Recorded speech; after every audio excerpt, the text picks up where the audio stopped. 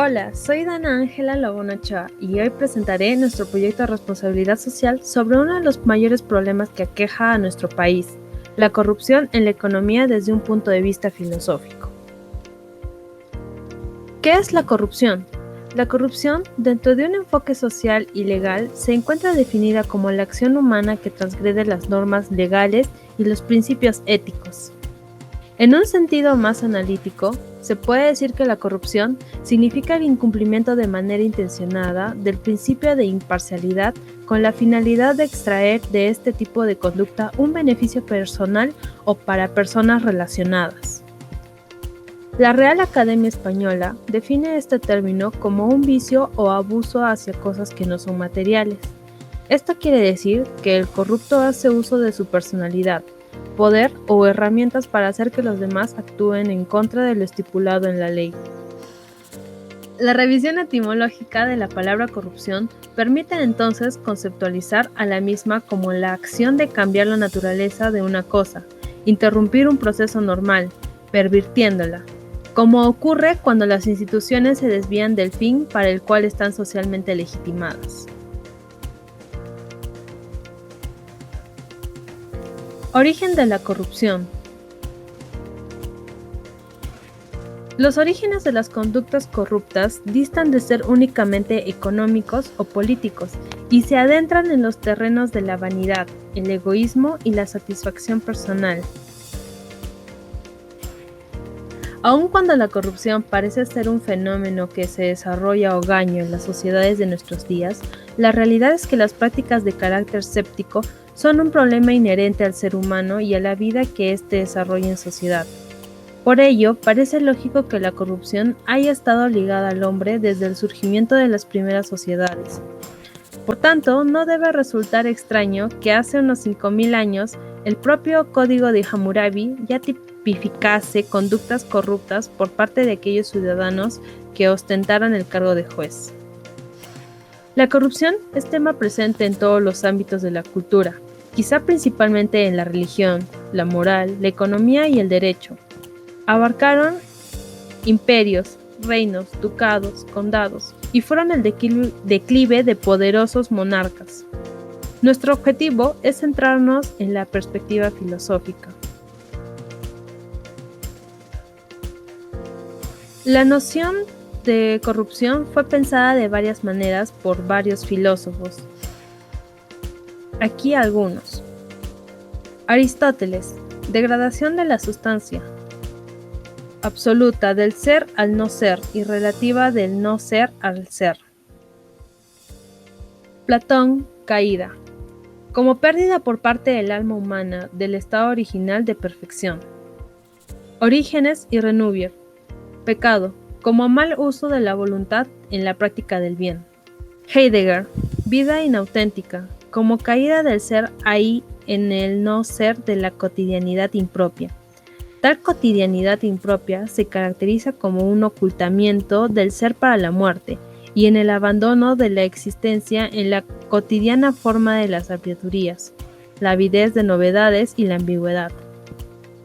Bergson, moral cerrada, como expresión de la moral social de obligación, donde reina la impersonalidad del conjunto y cuya diferencia con la moral humana no es de grado sino de esencia. Una es instintiva, la otra es creadora. Sartre, la mala fe, como negación de la libertad absoluta o uso del poder nihilizador en el seno de la angustia, elección de la cosificación o autoengaño en la persona que no aceptaba la responsabilidad de sus actos. En una palabra, es renuncia a la libertad e identificación con la facticidad. Causas y consecuencias. Las causas que originan este tipo de actos de corrupción pueden ser internas o externas. Entre las causas internas se encuentran la falta de conciencia social, carencia de educación o de una cultura de compromiso, paradigmas negativos y distorsionados. Como elementos externos de la corrupción se encuentran la impunidad, salarios bajos, concentración de poderes, corporativismo partidista, ganar un nuevo contrato, beneficio personal, asegurar influencia política, mantener un contrato existente.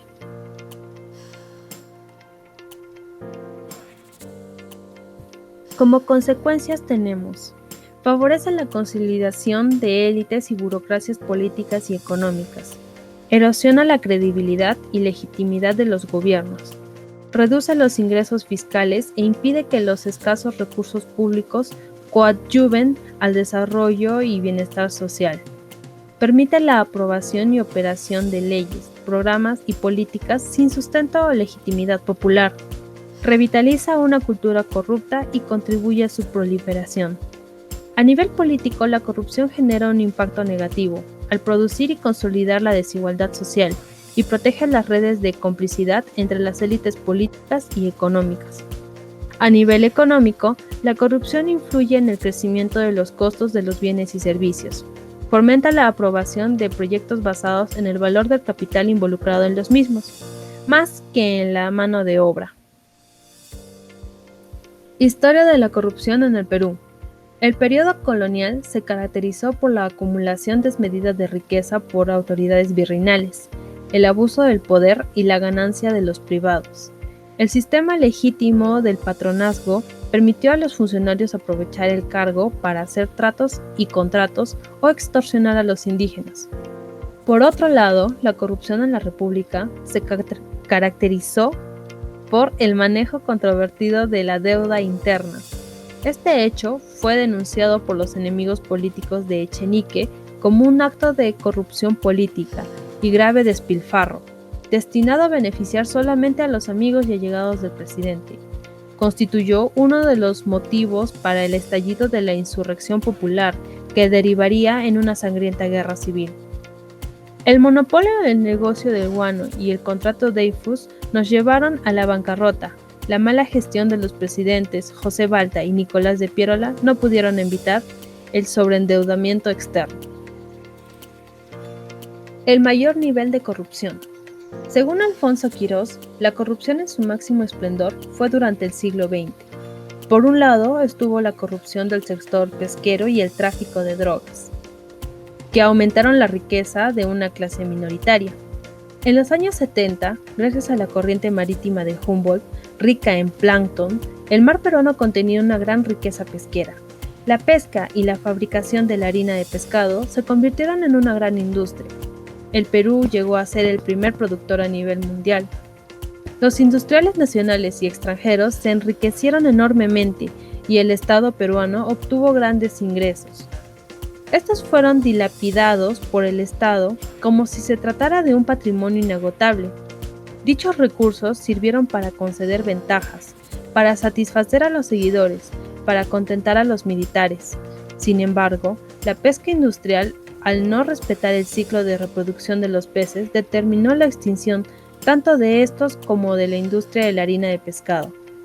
Por lo demás, el fin de este periodo estuvo marcado por el asesinato del pionero de esta industria, lo que provocó un escándalo político y financiero. Por otro lado está la modernización en la época de Leguía. Los tratados con Colombia y Chile, concesión territorial y los beneficios a sus amigos y allegados significaron una evidente corrupción administrativa. Leguía nunca fue sentenciado. Dictadura en el siglo XX. Principalmente los gobiernos de Manuel Odría, que se caracterizó por la abundancia de obras públicas y falta de fiscalización, y Juan Velasco Alvarado, quien propuso las grandes reformas emprendidas con el propósito de cambiar la fisionomía del país, agravaron la situación económica. Debido a sus costos enormes, se multiplicaron las empresas estatales, con un número crecido de empleados que por corrupción o ineficiencia produjeron enormes pérdidas. Corrupción desde 1990 hasta 2020. Asaltos a la democracia hasta el primer gobierno de Alan García. El recrudecimiento del terrorismo, una inflación incontrolable, casi 200% anual, un galopante aumento de la deuda externa, un déficit crónico de divisas y una extendida corrupción pública que incluía la Administración de Justicia y la Policía Nacional. Los últimos 30 años de corrupción, hasta el 2020, Odebrecht financió campañas políticas de los últimos 5 presidentes y de otros candidatos más como Keiko Fujimori. La lucha de la justicia ha logrado enjuiciar a todos los expresidentes, a excepción de Martín Vizcarra. De esta manera, tras los procesos de Fujimori, Toledo, García, Humala, Kuczynski y Vizcarra, Perú se muestra en evidencia como uno de los países de Latinoamérica donde la corrupción es sistemática y la legitimidad de las instituciones se pone en tela de juicio. Indignado, el pueblo protesta y se apresta a escoger en el 2021 a un nuevo presidente. Corrupción como resentimiento metafísico. Aquí no es necesario insistir en cifras estadísticas bien conocidas de organismos mundiales, sino que se trata de reflexionar sobre la raíz del mal extensivo que nos aqueja. Lo más grave en todo esto es que el engendro antropológico que se deriva de este proceso es la anomia y el anetismo, como floraciones mórbidas y monstruosas de una sociedad decadente y psicópata que gira en torno al tener y no al ser. Se ve hoy en día en la moral moderna que la inversión que asciende cada vez más en su extensión y profundidad y que con el triunfo del espíritu mercantil y especulativo sobre el espíritu teológico y metafísico, es decir, el mundo material está sobre el mundo espiritual.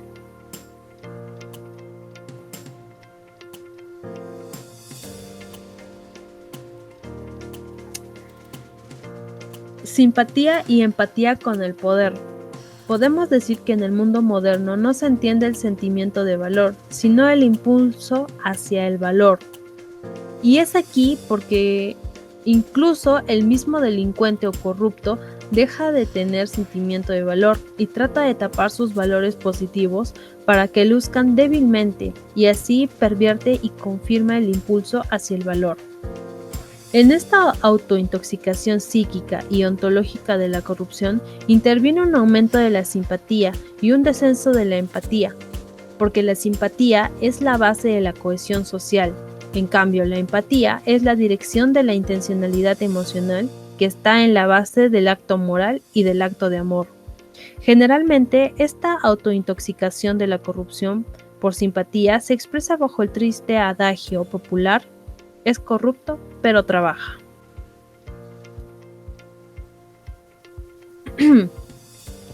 La universidad actual frente a la corrupción. La Universidad Nacional de San Agustín, así como otras universidades, son susceptibles a estos actos corruptos. Por ello, la SUNEDU ha implementado en la nueva ley universitaria normas para prevenir estos actos. La propia institución universitaria en el Perú ha sido señalada como parte del sistema de corrupción imperante, lo cual ha motivado la nueva ley universitaria. Pero lo que no se ve en la nueva ley es que las raíces de la corrupción son más profundas, incluso van más allá de una forma de vida arraigada entre los peruanos en la corrupción y que atañe un carácter de civilización basado en la exaltación del dinero, el poder y el placer. La corrupción en la actualidad. Hoy la corrupción es un motivo de preocupación central de la opinión pública. Por un lado, hay mayor conciencia sobre la importancia de la transparencia y la rendición de cuentas. Asimismo, está en funciones una comisión de alto nivel anticorrupción que cuenta con un plan de trabajo, metas e indicadores. Y también está la Alianza para el Gobierno Abierto, que es una iniciativa internacional voluntaria y multisectorial que pretende asegurar compromisos concretos de los gobiernos a sus ciudadanos para promover la transparencia, empoderar a los ciudadanos y luchar contra la corrupción, aprovechando las nuevas tecnologías. Y se espera que garantice el cumplimiento de la ley de transparencia y acceso a la información.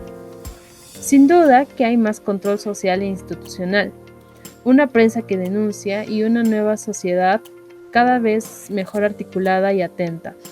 Podemos ver actualmente que las redes sociales son un gran activo para la denuncia. La filosofía como reflexión, crítica, conciencia problemática, concepción del mundo y saber de la vida puede brindar luces tanto en el terreno teórico como práctico sobre la estrategia contra la corrupción. La corrupción entra fácil en una sociedad que no solo tiene esta incapacidad, sino que llega a justificarla. ¿Cómo vamos a acatar las normas que evitan ser corrupto si no somos capaces de diferenciar entre lo primario del bien y el mal? ¿Cómo vamos a resolver los problemas morales si en ocasiones ni siquiera se perciben como un problema? Es por ello que la estrategia filosófica contra la corrupción debe transitar por las siguientes líneas fundamentales. 1. Provocar un cambio espiritual profundo en la filosofía social, política y económica. 2. En lo económico, idear una economía de reemplazo del capitalismo, basada en el intercambio y en el salario ciudadano. 3. En lo social, doblegar el poder del dinero y la usura para que la humanidad, en vez de tener precio, recupere su dignidad. 4. Fortalecer las posibilidades progresistas y eliminar las tendencias perversas de la técnica que coadyuven a la reconstrucción humana. 5. En lo espiritual, la profundidad de la crisis de la civilización occidental expresada en la corrupción reinante y generalizada exige contrarrestar un secularismo extremista de la moderna con una amplia restauración de la filosofía y fe católica. En síntesis, estas serían las líneas fundamentales en la lucha contra la corrupción, pues sin ir a la profundidad del problema no se alcanzará a curarla y menos mediatizarla con meras legislaciones superficiales. Estrategia filosófica contra la corrupción. Ética. La ética de la función pública es la disciplina del buen comportamiento en el servicio a la ciudadanía. Es además un importante mecanismo de control de la arbitrariedad en el uso del poder público, un factor vital para la creación y el mantenimiento de la confianza en la administración y sus instituciones. La ética es un factor clave para elevar la calidad de la administración pública mediante la conducta honesta, eficiente, objetiva e íntegra de los funcionarios en la gestión de los asuntos públicos. Aristóteles planteaba que la ética era indispensable para alcanzar una vida de excelencia. Él consideró que la ética es desarrollada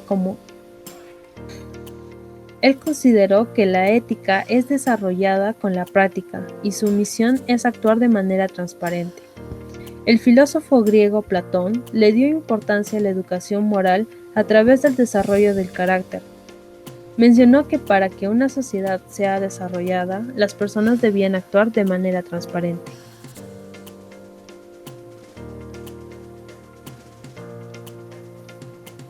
Medidas para prevenir y combatir la corrupción. Informar y reforzar el papel de la ciudadanía. Medidas para prevenir y combatir la corrupción. 1. Informar y reforzar el papel de la ciudadanía. Transparencia y acceso a la información pública.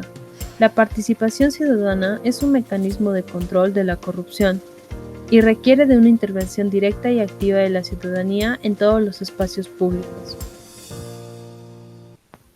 2. Enseñar ética y filosofía en los colegios. El cambio viene de abajo. Dentro de la malla curricular de los colegios se debe enseñar ética y filosofía a los jóvenes.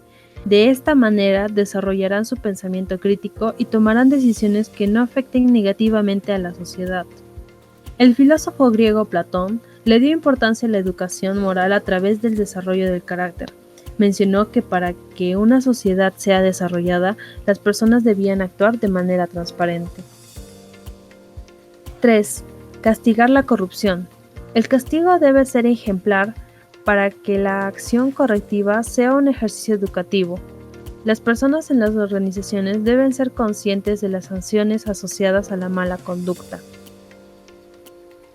Kant reconoce el derecho de castigar como el derecho que tiene el soberano de afectar dolorosamente al súbdito por causa de la transgresión de la ley. Con esto terminaría la exposición de nuestro proyecto. Gracias. Bueno, cuéntanos qué te pareció en los comentarios. Compártelo, dale like, nos vemos en una próxima. Gracias.